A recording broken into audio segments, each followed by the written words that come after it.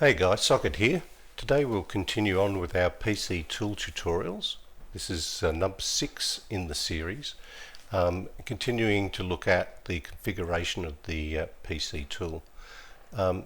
In the last episode we looked at input-output processing using standard mode, and today we'll be looking at input-output processing using the virtual channel processing mode. So just a quick reminder about the two modes that are available depending on the capability and age of your DSP. We have standard processing mode, which is basically inputs coming into your DSP, and that might be a head unit, Bluetooth streaming from your phone, an optical cable coming from your digital player there, the different inputs of music into your DSP, how that input signal is then processed by the DSP and then split or routed to your speakers or outputs, so your tweeters, your mid bass, your subs, your rear fill, depending on how the speakers are wired into your DSP.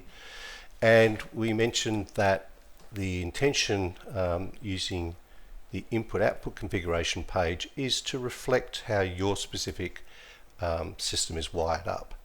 Now, in virtual channel processing mode, it's very similar, except that in between the input and output processing, there are a series of virtual channels that allow you to apply advanced sound effects, such as dynamic bass enhancer and some center channel imaging type processing effects. It allows you to group your inputs in particular ways so that you can do some advanced routing configurations. It allows the system to apply rear attenuation, rear fill attenuation using the knob on your conductor or director. So the two systems are different. You can almost think about it as input-output being simple, virtual channel being advanced, but the principles are largely the same. We're still trying to use the I/O configuration page to reflect pretty much how your system's wired out and how you want these virtual processing channels grouped. Okay, let's have a look at the input-output configuration page, which you access by clicking this button up in the header. So first of all, on the left-hand side of the page are your analog inputs, your aux inputs and your digital inputs, and they're represented in dark blue. If I click on this tab, you then have on the right-hand side of the page your outputs, which are essentially your speakers, and then in green are these virtual channels, which we'll talk about in a moment. But the aim of this input-output configuration screen is the same as the standard mode. We are trying to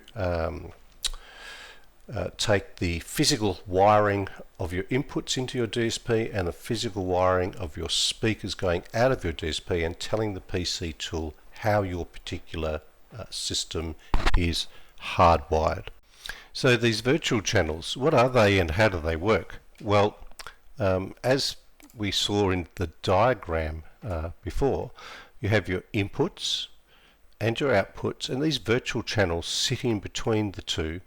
They take the input signal, they apply some additional processing, sound effects and other features if you have them enabled, and then they route that signal to your outputs or your speakers.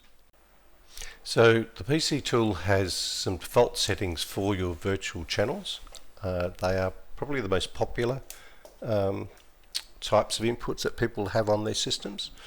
But just like your input groupings, you can use as many or as few of these as you like, and you can certainly use your drop downs to change the naming for each of these. But quickly, just running through these, the defaults are front input left and right, rear input left and right, a full center input, a full rear input, and some subwoofer inputs 1 and 2, and these things called pass-throughs. So a pass-through is basically just completely going around the virtual channel processing mechanism as if you were using standard processing modes.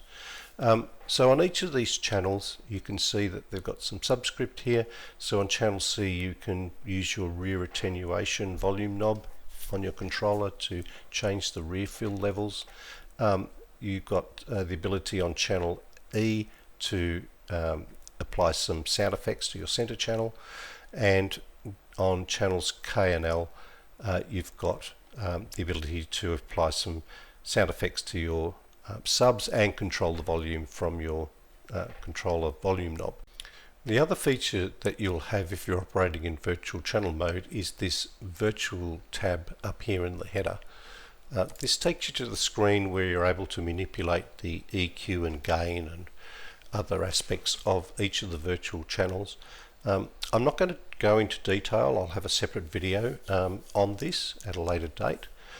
Only to say that whatever changes that you make in the configuration table, so for example if I change this to F-sum for argument's sake, it will be reflected here in the virtual channel processing screen. But as I said, we'll have a separate video on that later.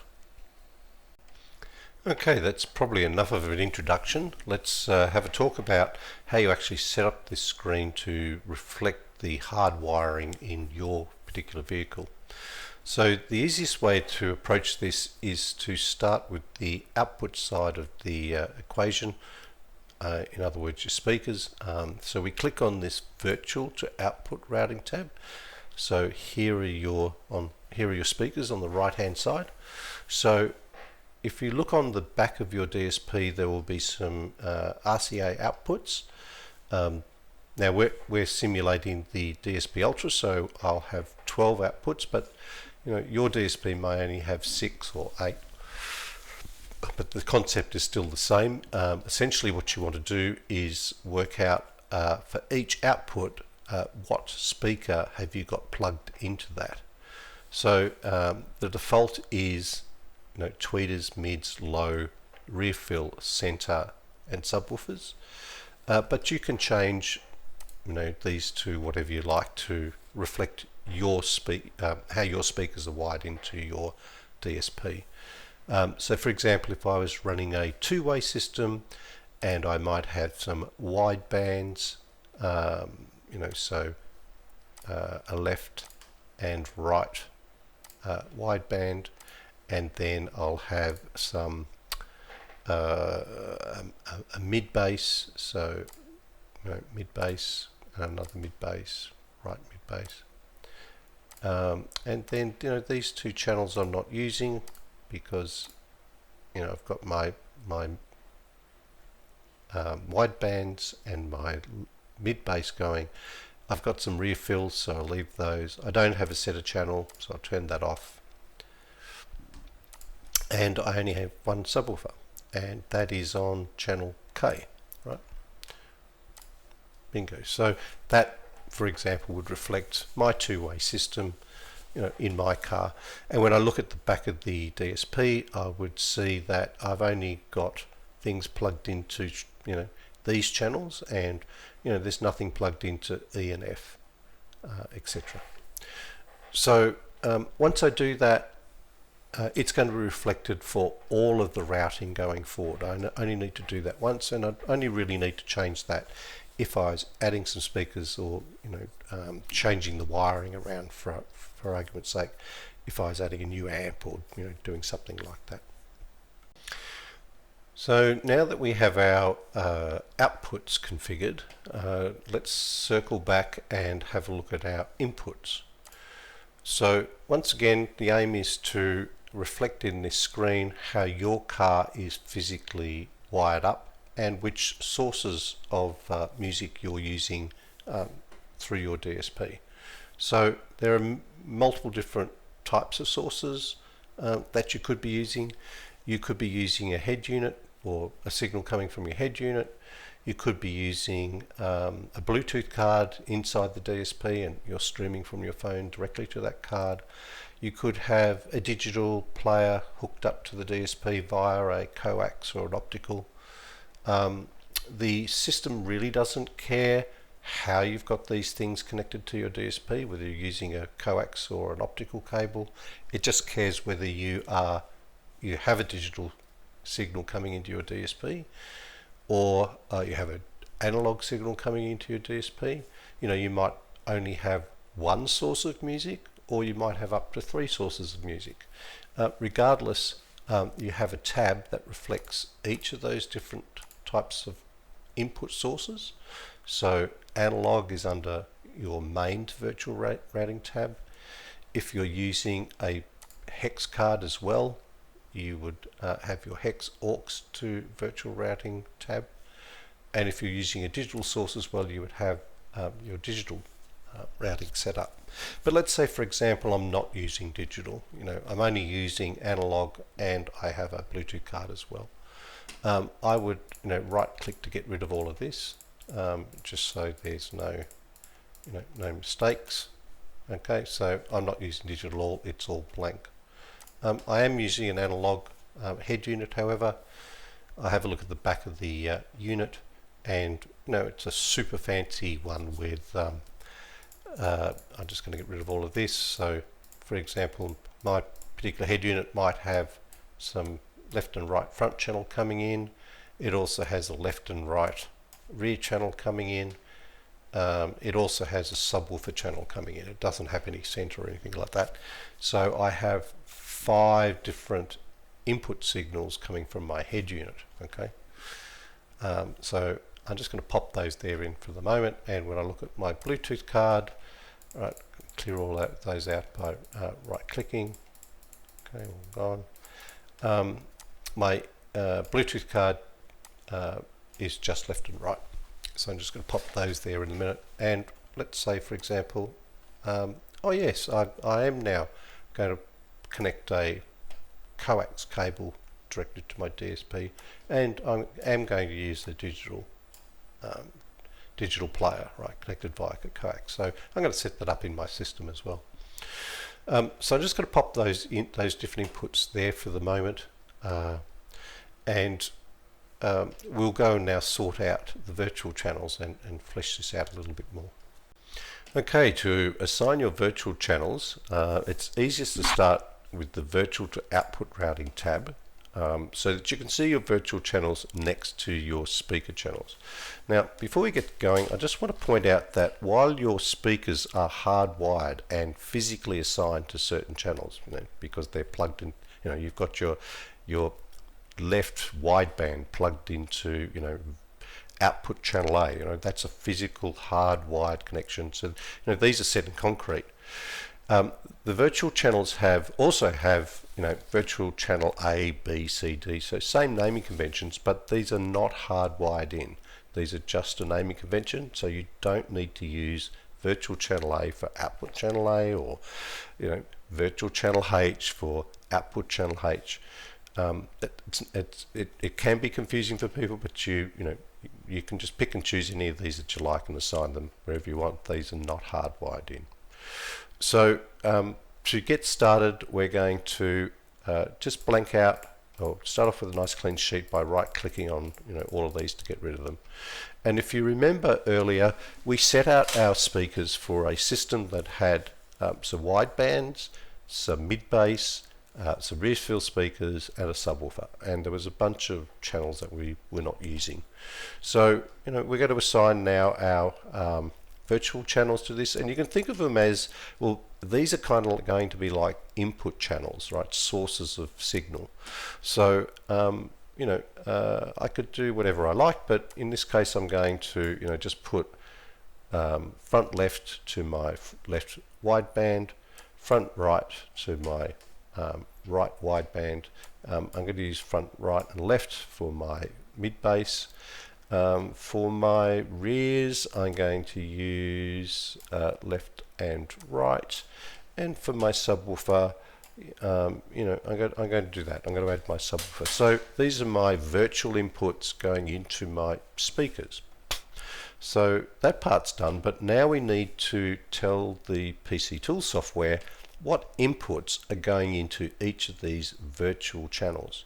So we go back to our input tabs, and if you remember, there's one for analog, one for your hex card or auxiliary, and one for your digital. And earlier we set this up to reflect a head unit that had a front left signal, a rear left and right signal, and a subwoofer signal. And we popped these in just to remind ourselves that these are the signals that were coming from our head unit.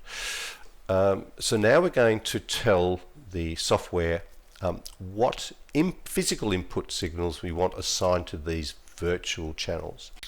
So a simple way to do this is to just clear all those inputs out of the way. So we start off with a nice blank page, and one way to do it would be to simply assign left and right to my fronts, left and right rear to my rears, and my subwoofer to subwoofer 1. Because I'm essentially not going to use any of the other virtual channels, so I'm not going to bother setting them up. And that could be a perfectly good way of setting up my head unit inputs to my virtual channels, because that would allow me to use the rear attenuation feature provided by the virtual channels, and my subwoofer sound effects provided by my subwoofer virtual channel.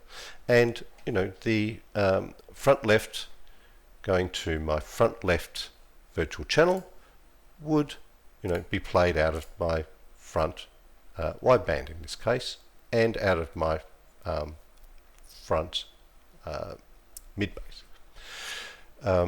But virtual channels can be used in any way that you like. So for example, I might, for some crazy reason, want to put both left and right signals on my front channel. So in other words, I do something crazy like this. So now my front left virtual channel is receiving both left and right signal, and that left mid bass will be receiving both left and right signal, because that's what's assigned to this virtual channel front left. And if I click up here on the tab virtual, here we can see that. We can see the left and right channel from my head unit is being assigned to this virtual channel, which is then playing that signal to my front left mid bass and my front left wideband and my front left mid bass. Okay, and if I turn that back, and we go back to something that's probably a little more normal, and I go back to here, now you can see the routing has changed. So just having left going to my left virtual and into my left wideband and into my left mid bass. Okay, so but basically the virtual channels give you lots of flexibility. I might want to set up my rear channels to be differential, or I might want to, I don't have a subwoofer channel coming with my head units, but I want front left right, rear left right, all going to my subwoofer for some reason. Or if I have two subwoofers, I might have one set up for subwoofer 1 might be my front signal, and my rear sub might be set up for a rear signal. So my subwoofer is actually playing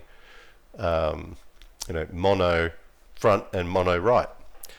It just gives you these virtual channels just give you lots of flexibility to do some crazy stuff if you want, that you don't have that availability when you're just using the standard processing mode. So now that we've got our head unit or our analog inputs assigned to our virtual channels, we're going to do the same with our hex or our auxiliary inputs. Now we have left and right, so left to the fronts, left and right to my rears, and left and right to my subwoofer. And I go do the same for my for my digital. So left, right, and for my subwoofer, left and right. And so now my virtual channels have all of their different routing assigned to it. My virtual channels are assigned to my speakers.